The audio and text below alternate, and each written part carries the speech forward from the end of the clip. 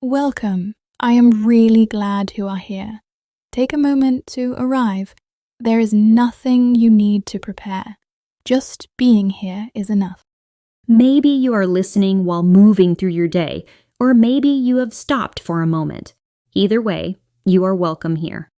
Today, we want to talk about something many of us carry quietly, something that feels familiar and heavy, why we are so hard to ourselves.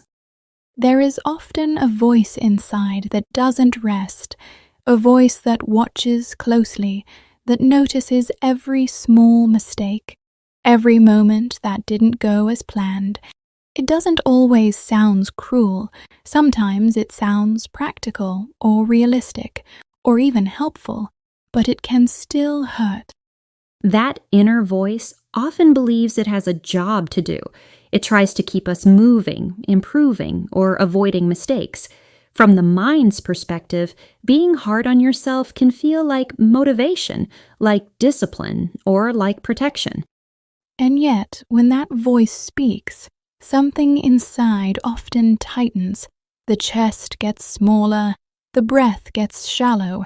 There's a sense of not being enough, of needing to earn rest or worth. It's interesting how early this pattern begins. Many of us learned that being accepted meant being good, helpful, strong, and easy. The mind learned to monitor, to correct, and to stay alert. But the heart often feels something different. It feels tired. It feels like it's never allowed to stop, like even in moments of rest, there's a background noise saying, you could do more. And when that happens, the mind often doubles down. It thinks, if I let go, everything might fall apart. So it tightens control. It raises its voice, not out of cruelty, but out of fear. That's the part we rarely acknowledge. That harshness is often fear in disguise, fear of failing, fear of being rejected, or the fear of not being enough as we are. From the mind side, self-criticism can feel safer than uncertainty. If I criticize myself, maybe the world won't have to. If I stay ahead of my flaws, maybe I will be protected. But the cost of that protection is high, because the heart doesn't hear safety in that voice. It hears pressure. It hears conditions. It hears you are only worthy if you try harder.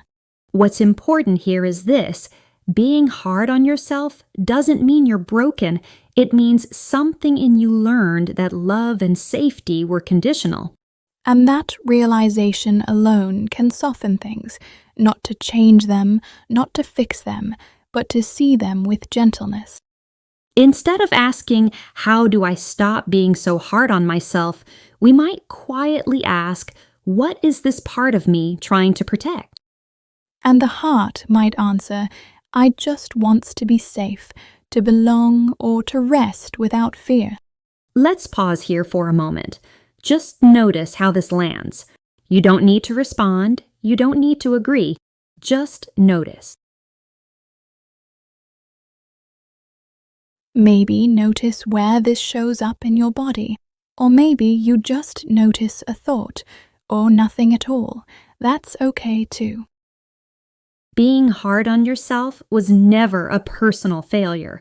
It was a strategy, one that once made sense. And strategies don't need to be judged. They only need to be understood. You don't have to become softer overnight. You don't have to silence that voice.